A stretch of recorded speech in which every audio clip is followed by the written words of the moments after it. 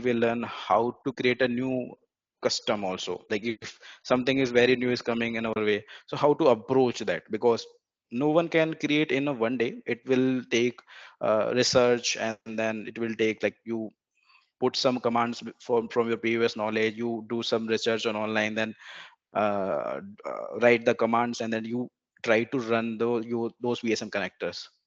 And yeah, so in these practices we will develop some of them. So yeah, introduction, the agenda day one will be, I already did discuss about this, that we will see what is PSM connector workflow, how to build a platform. I think everybody is aware of this, that we can import it, either we can duplicate it, and we can generate a platform. And then we will configure PSM and PWA, and we will see a example of web-based application. And in the end we will talk about AutoIt, like where we need to use the AutoIt, and where CyberArk is using AutoIt for web-based applications. And I will share the details after some discussion of PSM connectors. We will we will see sorry, we will see how lab is divided between all. So, yeah, so uh, we can discuss about this.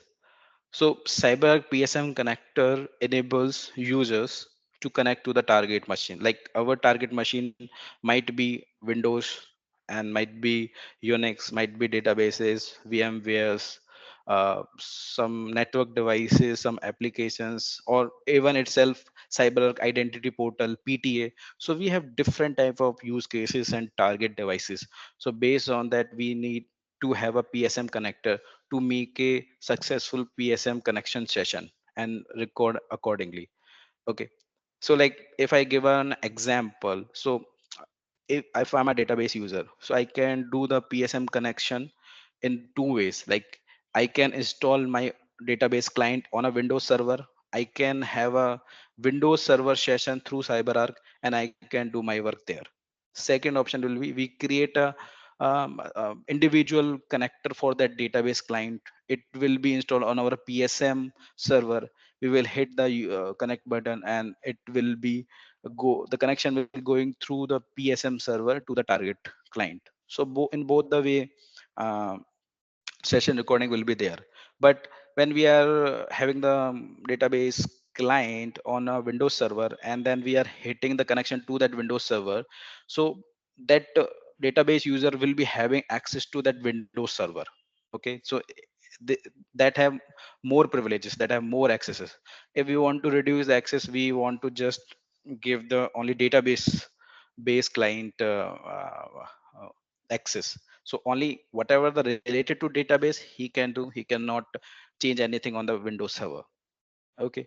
And because of this, we separate our sessions for the recordings.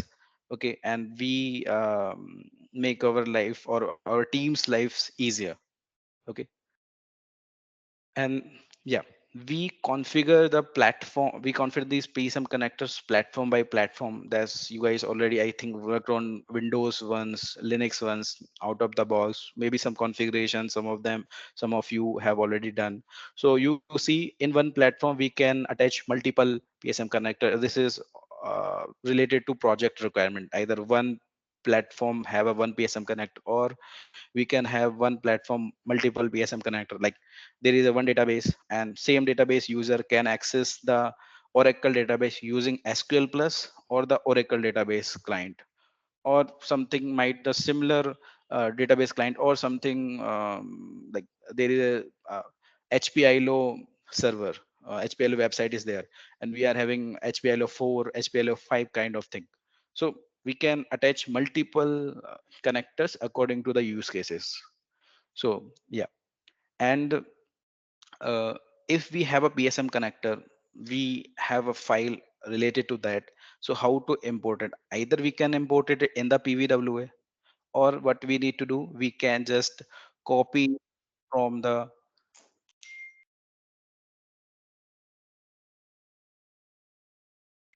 uh, yeah, copy it from the Okay, but wait for a minute.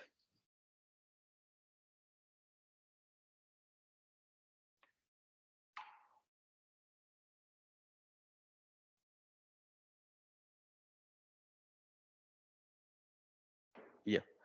So to configure the PSM connector, either we can copy or we can import from the marketplace. We can import generic web connections, and then we can do the configurations. And these are the connection component parameters. Like when we open the connection component, so what are the parameters? We will see about these in a little bit. So four type of connect component parameters. Like when we go to the options, we dig up into the component parameters. So there are four type of these: root, component parameters, user parameters, and target settings. In the root, you will see the ID of the connector and some CyberArk built-in like type that defined by CyberArk, some Windows screen size related configuration we will see in the root one. Component and user and target we will discuss about in next slice. And this is the link cyber documentation where you can dig up more or you can refer it whenever you want. So we can see this also in a bit. Okay. So that I already discussed this, that if we want to configure a PSM connector, so these are two, three ways. One is we import the from the marketplace.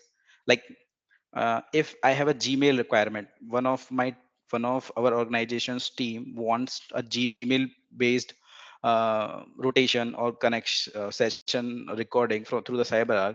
So we can import Gmail based connector from the marketplace, and then we can configure it configure it according to the project requirement, or the we can connect with the team Gmail team, that what how you are login and what are the steps that you are following to develop to make a connection to the Gmail, so that we can accordingly we can do the same with the automation.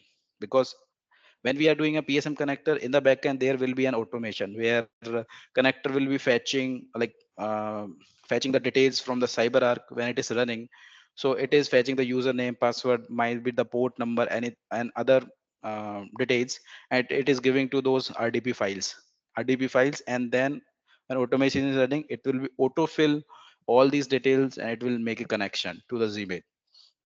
Second is, if we have a custom requirement, we are not getting anything from the marketplace, then what we can do, we have these ones: PSM telnet sample. If we want to do create a PSM connector related to telnet or SSH based connections, if we have a requirement related to web app based, then we need to copy this one. Okay. And then we need to configure it according to our requirement. Okay. And if we have a AutoIt based, like a thick client based, where multiple username and the pass multiple means like we have the thick client where we need to give the username and the password by clicking somewhere, or entering the text there, either username, password, port, IP address, or maybe some URS. Like when we are creating, if we create for the PLSQL developer, we need to give us a URL to generate to connect with that type of databases. So we store this information in the account page that will stored in our vault, and then we will be fetching these details, and then we will be using. So we can copy this PSM VNC C client, and then we will change the configurations, like what is the invocation type, what is the executable, or what is the DLL will be used. So we will look into these and we will understand how these things works.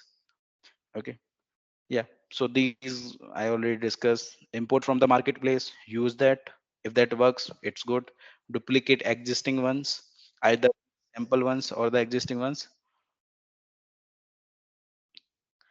And we can import the generic platforms. These are called as generic. No, sorry. Generic platforms also available in the marketplace where they have basic configurations, but will be similar like this. Okay. And then we will customize it. So we can go either way, but our main target goal will be to make a connector to, so that whatever the requirement is, we can have a session with that target machine. Okay. So before digging up further, can we can I showcase you how to access the labs and what is the classification?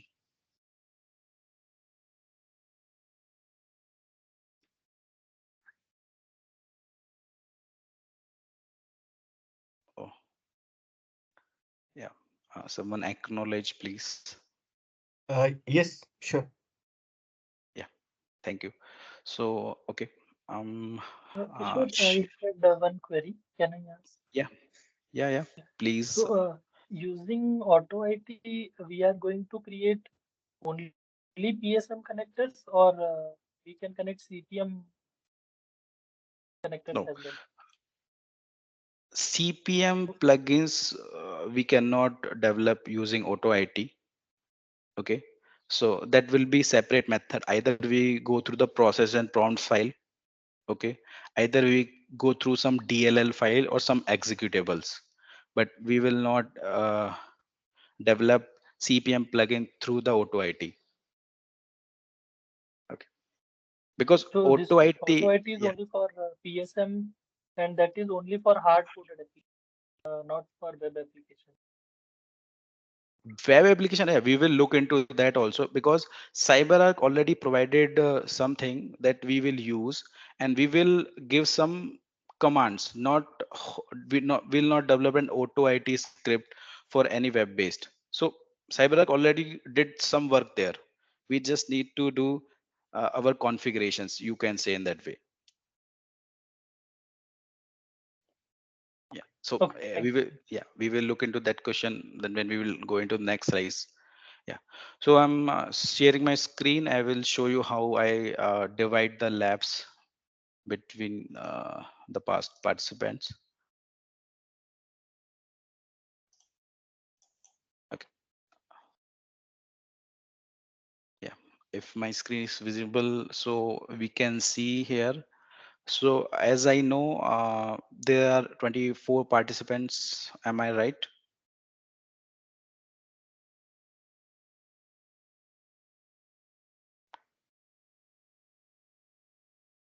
Yep. Gaurav, could you please acknowledge, or someone please, that we have, if we have, I got the list for 24 participants.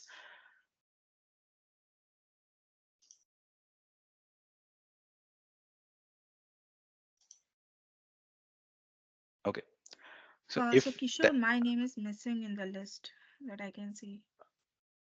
what is your name? Radhakrishnan, One, like, yes, that's my name. okay, Rathi Radhakrishnan Pillai. Okay, let me check, because whatever the names I got, I included those here.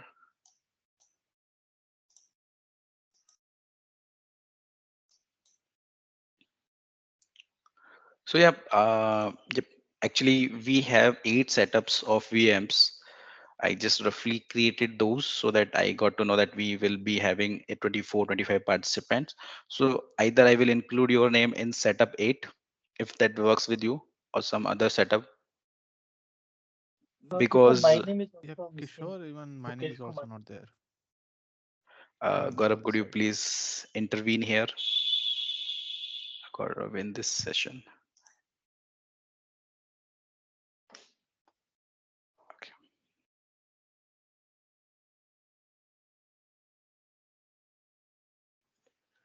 So Kishore, what you can do, you can note down all the names. Whenever you're going to take a break, like that time, you can include those names.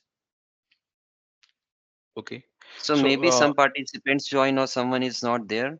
Just mhm, cross verify with the list whenever you're going to have a break session, and that time you can add their names and remove okay. the So, participant who was not there. okay. So let me call the names of the participant, whatever, whoever is joining here. So for setup one, No, there are a lot of 25 participants are there. Don't do that. You can check their names during the break session. If you do that, it take time, lot of times. Okay, we can do that. So yeah, please look into this. If you have this Excel sheet with you, you look into this, and whoever not has their name here, I will include with these setups, and you just paste those names in the chat. Whoever not included, so that I will include it when we have a small break.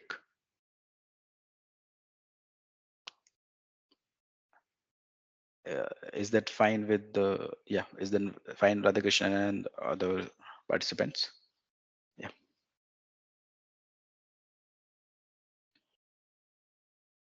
Yes, Kishore, sounds good. Okay. Thank you.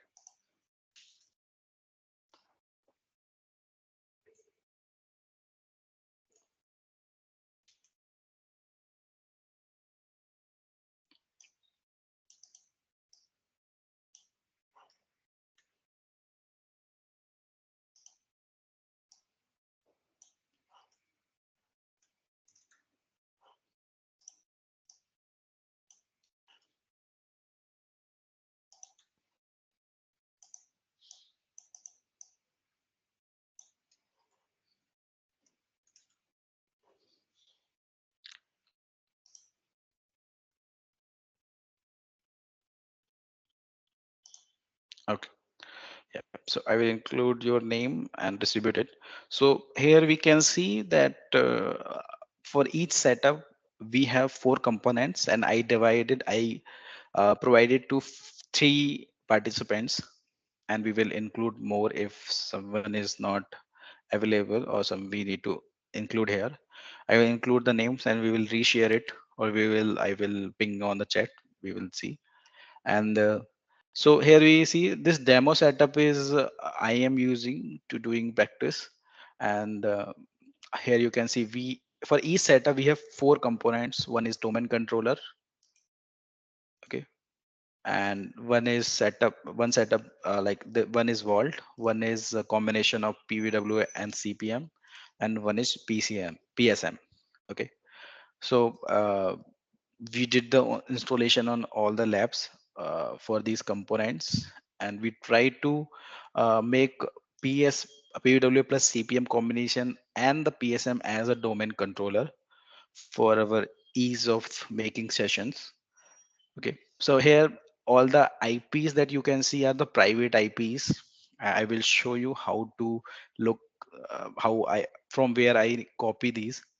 And whenever you are connecting to the any of the component server, and when you are taking any RDP, the username will be administer with A capital, and the password will be CyberArk1. C is capital. So password will be same for us. And when you are going into the pvwa portal and you are logging using administrator, then also password will be the same. So for all the usernames I try to copy, I try to keep the password as same as cyberark one, so so everybody there will be no confusion around it. Okay.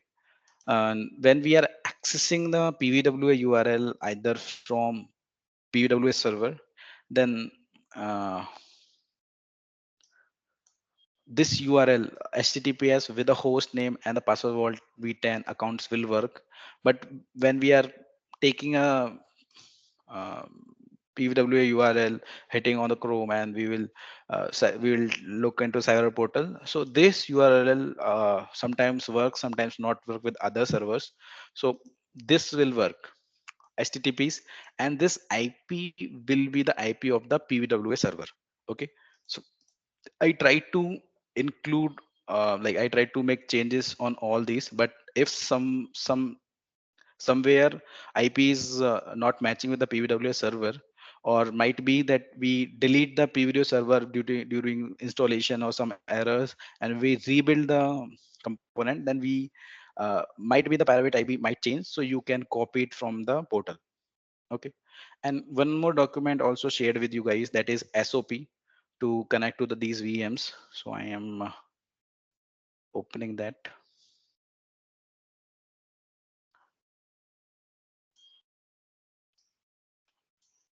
Okay. So this is the SOP I created for you to follow. So first we will open this link. This is AWS console to access AWS environment. So if you guys can see it, I'm hitting the URL and this page will be open. And when we will follow it, so step one is that we will in Chrome we will put this link and hit enter, and then we will put the IAM username as CyberArk. C will be small here, okay, and the password will be same, CyberArk1.